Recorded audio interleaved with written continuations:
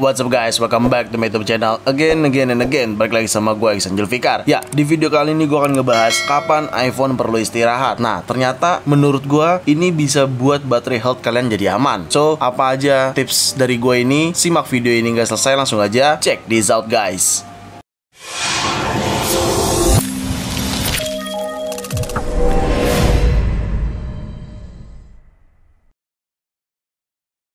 Ya, oke. Di sini gue akan membagikan, menurut gue ini kayaknya cukup berpengaruh juga buat baterai health kalian ya, pada iPhone kalian. Buat teman-teman yang memang sering banget menanyakan, bang, baterai health gue kenapa turun drastis ya, bang? Kenapa baterai health gue cepet banget habisnya ya? Nah, tips yang pertama adalah sesuaikan jam charger. Jadi gini cuy, kayaknya untuk fitur yang ada di settingan ini, lalu kalian pergi ke baterai, lalu kalian pergi ke baterai health, perihal optimize baterai charging ini penting banget ya. Jadi dia itu mempelajari aktivitas kita dan cara charger kita gitu, di jam berapa aja gitu ya. Dan kalau bisa itu harus konsisten cuy. Kenapa gue bilang begitu? Jadi pada saat ketika low bat, ya udah kalian charger di bawah 20% atau pas 20% terserah. Atau kalau teman-teman biasanya lebih yakin di atas 20%, di angka 30 sampai 40 silakan aja. Cuma intinya kalian harus konsisten. Jadi ketika jamnya udah pada saat jamnya charger, ya udah kalian charger. Contohnya seperti iPhone gua. Kalau kalian bisa lihat nih di sini nih, gua terakhir charger itu di 100% di mungkin di hari Jumat sekitar 4:30. Kalian bisa lihat tuh, 4:30-an. Nah, atau 4:30 sore lebih tepatnya. Sekarang sudah mulai menurun, tapi ini pasti bisa sampai besok sore lagi nih, kayak gitu. Karena kalau gua biasanya mungkin karena baru juga device-nya, pesan gua yang gua maksud adalah ketika udah jamnya di charger, lu hafalin aja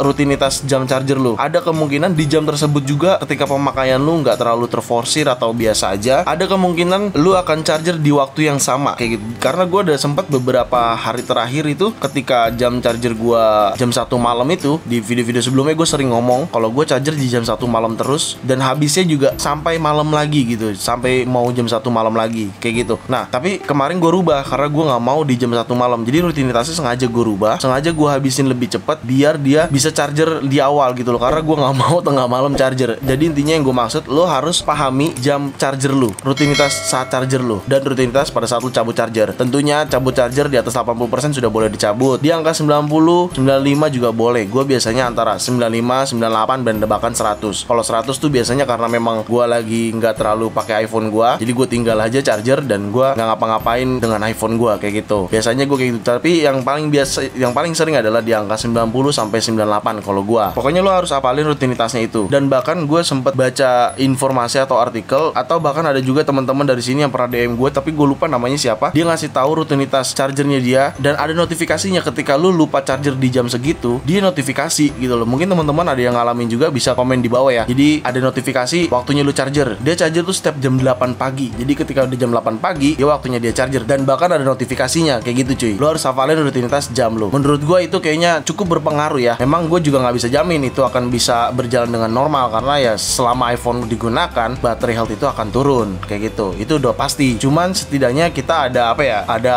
tips lah sedikit atau trik sedikit untuk menyikapinya, kayak gitu. Selanjutnya yaitu kalau bisa jangan terlalu aktif sama iPhone utama lu. Kalau gue ya lebih sering di depan laptop atau ke depan komputer, gue semua akses dan penggunaan gue hanya lewat komputer. Jadi iPhone gue taruh aja. Tapi memang ini tidak efisien buat teman-teman yang tidak memiliki laptop ataupun komputer. Memang sangat tidak efisien. Cuman sebisa mungkin jangan terlalu aktif pada iPhone kalian ya. Jadi ya gue tahu sih gunanya HP juga kan buat komunikasi, gunanya iPhone juga buat komunikasi. Tahu, gue sangat tahu banget. Ada di mana pada saat lu emang nggak hektik atau lu nggak padat pada iPhone lu ini, jadi ya udah lu nggak usah terlalu gunain terus, atau lu scroll TikTok terus, scroll Instagram terus, nggak gitu juga gitu. Kalau udah lagi santai, ya udah taruh aja, nggak usah terlalu. Ya kalau lu lagi hektik silakan gitu. Gue juga nggak melarang lu untuk tidak menggunakan iPhone lu dengan hektik gitu, tidak. Maksud gue tuh kalau lu lagi santai, ya udah HP lu taruh aja gitu. Kalau misalkan lu lagi hektik, ya udah lu gunain aja semaksimal mungkin sampai nyiksa lah kasarnya yang bisa dikatakan. Karena kan teknologi ini kan diciptain kan juga memang untuk memudahkan usernya itu atau penggunanya gitu ya kan. Jadi intinya sebisa mungkin jangan terlalu aktif. Kalau memang lu ada komputer atau laptop, ya udah aktivitas lu pindahin aja ke komputer atau laptop. Kalau gue sih kayak gitu ya. Oke, selanjutnya tips dari gue adalah setiap 3 sampai 5 hari, ini yang gue sering lakuin ya, karena ini juga menyangkut pada sistem iOS, yaitu gue force restart. Cara force restart itu beda-beda ya. Gue kasih tahu untuk dari iPhone XR sampai iPhone 13 Pro dulu atau 13 Pro Max yang paling terbaru. Intinya iPhone yang berFace ID. Caranya itu simple, tinggal pencet volume atas, lalu volume bawah, lalu tekan tombol power sampai muncul logo Apple. Oke, gue contohkan ya seperti ini ya. Volume atas, volume bawah, tekan tombol power sampai muncul logo Apple. Jadi kalian tekan tekan aja terus tombol power sampai muncul logo Apple. Oke, ya ini gue cancel aja. Jadi caranya kayak gitu untuk force restart. Untuk iPhone yang menggunakan tombol home itu kan terbagi dua ya. Ada series tombol home yang tidak bisa dipencet sama yang bisa dipencet, alias iPhone series 7 dan series 8 itu tidak bisa dipencet tombol home-nya. Itu sama caranya dengan yang tadi gue jelaskan, tekan volume atas lalu volume bawah, tekan tombol power sampai muncul logo Apple. Tapi kalau misalkan iPhone yang bisa dipencet seperti iPhone 6s, IC1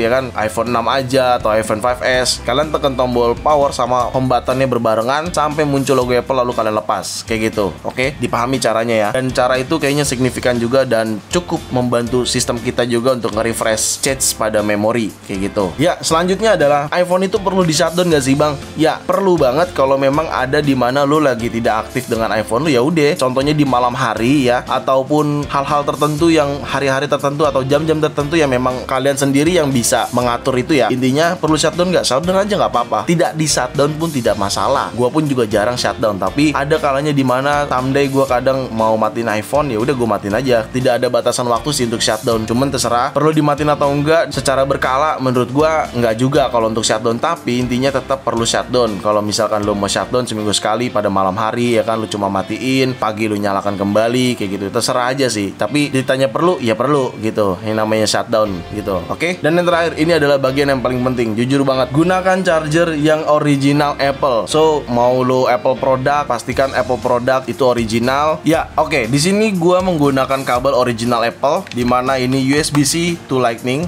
ya. Kalian bisa lihat. Nah, di sini gua menggunakan kabelnya AirPods ya. Ini sama kok, kualitasnya sama yang di dus iPhone, karena yang di dus iPhone gua tidak gunakan, hanya gue taruh di dus aja. Dan untuk adapternya gue menggunakan Apple original yang 20 watt ya. Gue pernah bahas juga di video gue sebelumnya. Kalian bisa cek di video-video sebelumnya. Scroll-scroll aja YouTube gue. Ini USB-C soketnya dan ini bertenaga 20 watt ya. Yang seperti ini gue menggunakannya. Tentunya perlu ada konektor lagi dan itu ada sih di toko-toko listrik kesayangan kalian pastinya. Dan ini original from Apple. Gue beli di Digione Store juga. Kalau kalian mau beli, kalian klik aja link di description di bawah. Oke. Dan charger opsional gue yaitu satu lagi ya. Gue menggunakan Ugreen. Ini yang 65 watt, dimana ini bisa buat charger Apple Watch gua, iPhone yang lain ya, mau iPhone 6s ya ataupun iPhone 5s gua charger di sini. Oke, jadi intinya gua menggunakan dua adapter dan ini keduanya sama-sama ini original from Ugreen ya, ini original from Ugreen dan ini original from Apple. Pesannya adalah mau brand apapun, mau Aoki, mau Anker, silakan aja. Gua nggak bisa contohkan barangnya karena barangnya sedang digunakan oleh sepupu gua. Jadi gue nggak bisa demokan di video ini atau munculkan produknya, tapi tetap gue akan bicarakan dan gue akan sarankan kenapa gue menyarankan untuk menggunakan original ya. Mau Anker, mau Aoki seperti tadi udah gue bilang dan gue jelaskan, mau Ugreen sekalipun pastikan itu juga original ya. Tentunya apalagi yang paling pertama produk Apple ya, kalian pastikan itu original Apple produk. Dan ya tidak ada alasan lain selain original. Jangan tergiur dengan harga murah karena Apple juga tidak menjual barang murah kayak gitu. Jadi itu pastikan chargernya original ya. Insya Allah baterai health kalian pasti aman. Oke? Dan tentunya gue ingin kasih tahu ke kalian dan buat teman-teman yang masih memikirkan baterai health turun cepat, baterai health turun drastis, baterai health turun apalah, takut baterai health ini turun segala macam. Intinya baterai health itu pasti akan turun. Jujur, baterai health pasti akan turun selama iPhone-nya kita gunakan ya. Selama iPhone-nya kita nyalakan, kita mainkan aktivitas banyak di iPhone kita, itu pasti akan turun baterai health ya. Bahwa Apple juga berbicara tentang baterai health, di mana intinya baterai health selama masih dalam waktu 1 tahun tidak di bawah 80%, baterai kalian atau baterai health kalian itu masih sehat dan aman digunakan kayak gitu. Jadi rentannya waktunya 1 tahun. Kalau misalkan sebelum 1 tahun, misalnya baru berapa bulan gunakan, baterai healthnya turun drastis, kalau memang kalian order original dari Apple, ya udah kalian tinggal klaim garansi aja, klaim warranty aja kayak gitu. Jadi pastikan juga seller yang kalian yakini ini juga bisa bertanggung jawab perihal warranty. Oke? Ya, itu adalah pesan gue dan tips gue buat teman-teman semua yang masih banget memikirkan baterai health ya dan takut baterai healthnya turun. Menurut gue semoga tadi adalah tips buat teman-teman lebih percaya kalau baterai health kalian tetap aman ya. Semoga kalian bisa paham dengan apa yang gue maksud tentunya. Oke? Karena penggunaan teknologi ini tergantung kitanya. Jadi jangan terlalu pusing. Oke? Ya udah, segitu aja video gue kali ini. Semoga bermanfaat buat kalian dan jangan lupa kalian like video ini, share video ini ke sosial media kalian, ke grup WhatsApp, grup TikTok, grup apapun, kalian share aja sebanyak-banyaknya dan pastikan kalian mendukung channel ini dengan cara mensubscribe channel ini. So, see you next video. Bye bye.